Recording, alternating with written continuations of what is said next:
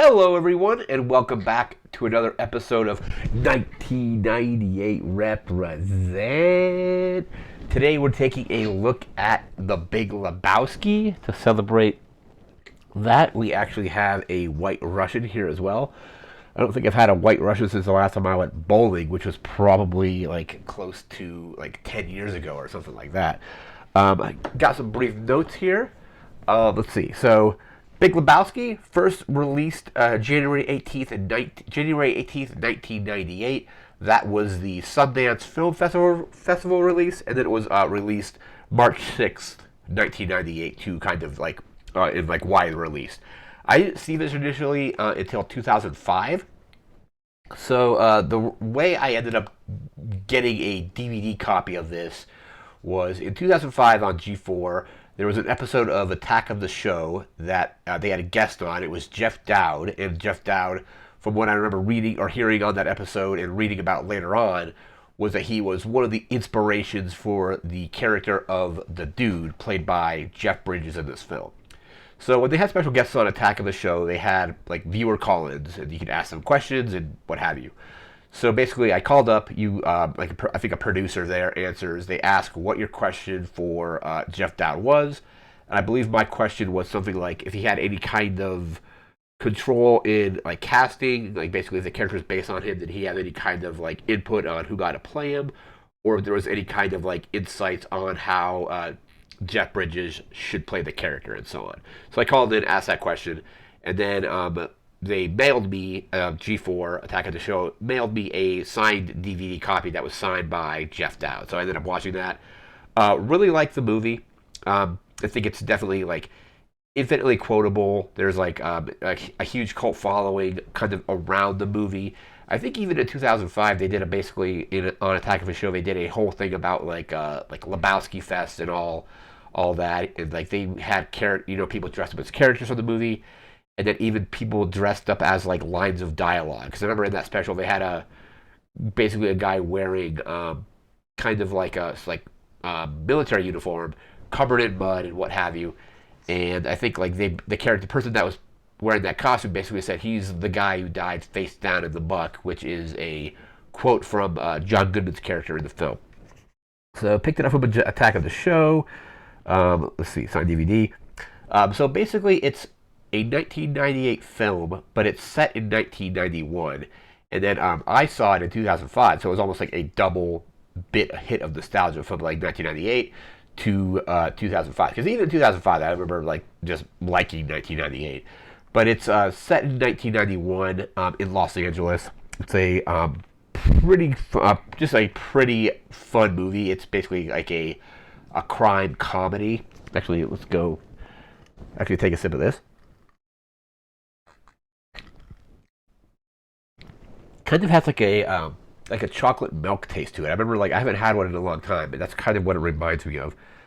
And they're constantly drinking the White Russians in the film. The dude is basically always drinking them. They're also going bowling a lot too. So I remember one time we went. Last time I went bowling, I guess it was for somebody's birthday at a restaurant I used to work at. And basically we went there. Before we went bowling, we went to a bar and everybody was getting White Russians. It was kind of fun. But again, set in 1991. Basically, the theme is a case of mistaken identity, and then also I added in miscommunication to it as well. So let's see what we have here. Yeah, we'll get to those in a little bit. So basically, it's a theme or a case of mistaken identity.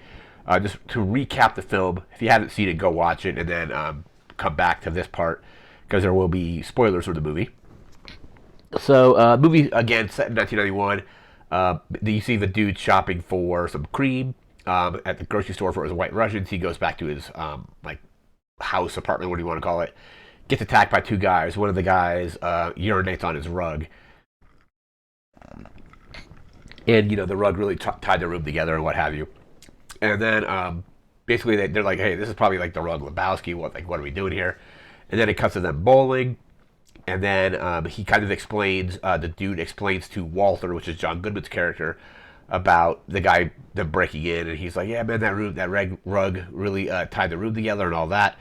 And he has the idea of going to the real Lebowski and being like, hey, like these guys are looking for you, like they came and like like peed on my rug. Like, will you like buy me a new rug basically because it's this is they were looking for you. And he's like, and the actual Lebowski. I mean, the dude is a Lebowski as well, but everybody calls him the dude. So he's like, no, I'm not gonna give you a rug. You're just a bum, and we'll have you. And then he ends up taking a rug anyway. Philip Seymour Hoffman's in the movie, just like a great like ensemble cast in the film. You have again Jeff Bridges, John Goodman, Steve Buscemi. Um, you have like John Turturro, Philip Seymour Hoffman is in there. Flea from the Red Hot Chili Peppers plays one of the nihilists, and we'll get to those characters in a little bit.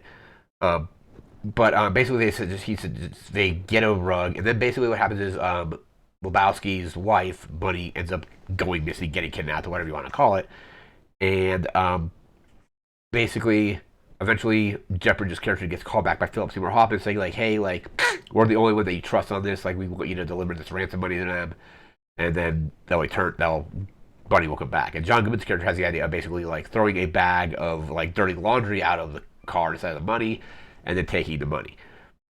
They throw the bag out, and then basically Jeff Bridges gets grabbed again later. Well, he gets picked up by Julianne Moore as well. Moore's character is kind of one of the weirder things in the movie. It's definitely like a very like Coen Brothers thing to do.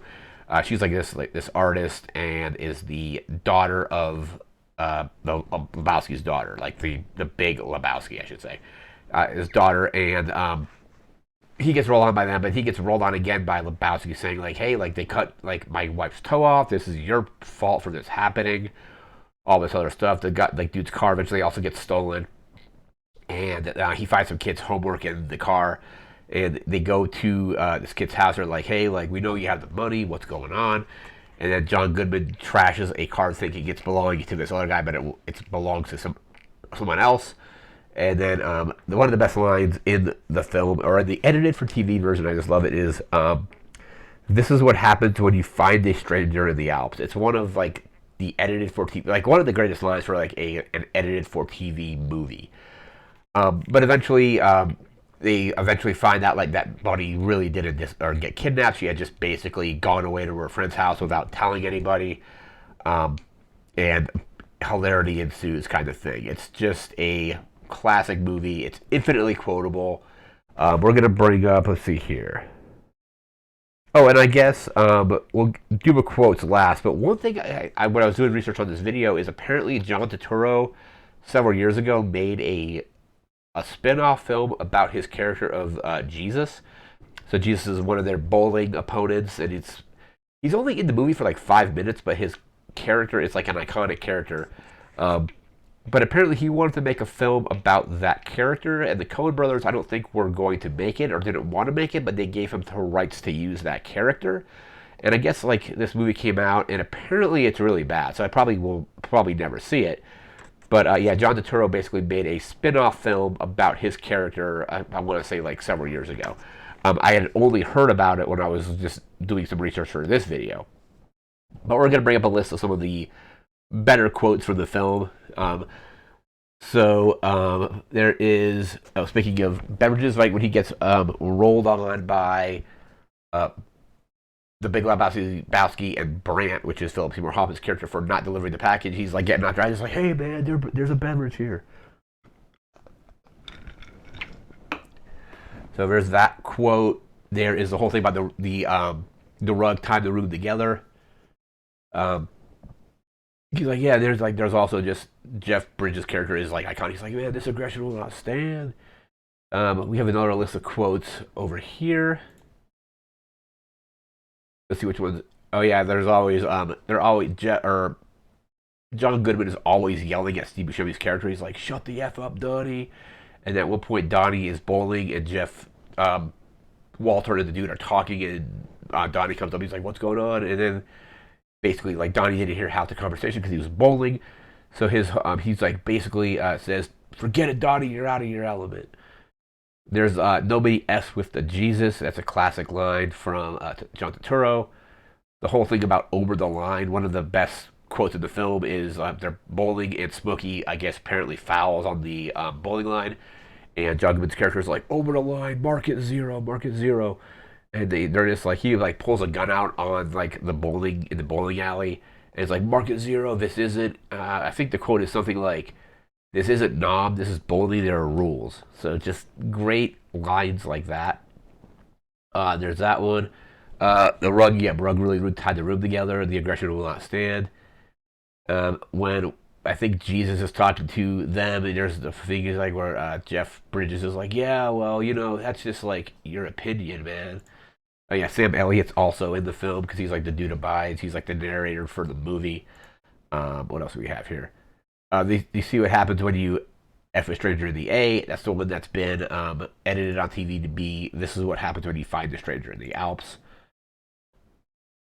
Her life is in your hand, and then of course we have one of the final lines of the film is "the dude abides." So those are just some of the quotes from that movie. Um, but yeah, it's definitely worth watching. I think it's streaming now on Amazon. That's where I watched it. Like I said, saw it at first in 2005 on DVD. I think I saw it on TV like once after that. And so this is like my third viewing of it overall. But definitely a really kind of weird comedy in a way. Like there's like definitely like a lot of the whole thing of this. Basically, there's like two Lebowskis, and there's like a whole miscommunication because um, Bunny Lebowski really didn't get kidnapped. He just kind of went off or went away without telling anybody, kind of thing. But yeah, definitely give it a watch. I would say it's a really great movie, a lot of fun, and definitely kind of like a cult classic. I guess it didn't really do that well critically when it first came out, but it picked up like a huge cult following, like years later. I guess similar to like another similar movie, even though in a different year, would be Office Space, where it didn't came out, didn't make a lot of money. Don't really know if it reviewed well, but then it kind of just blew up on like VHS and DVD, and the movie showing up on TV. Big Lebowski's in the like a similar position where it didn't do great initially, but then like it just picked up a huge cult following. So definitely go check it out. That's gonna do it for this video. We'll be back again. Let's see, in a few days for another video. I think we're gonna be doing like an album or something, like a music album. Not sure exactly what album we're gonna do yet, but that's gonna do it for now. Remember to like, comment, share, subscribe. Thanks again for watching. Take care, and dude abides.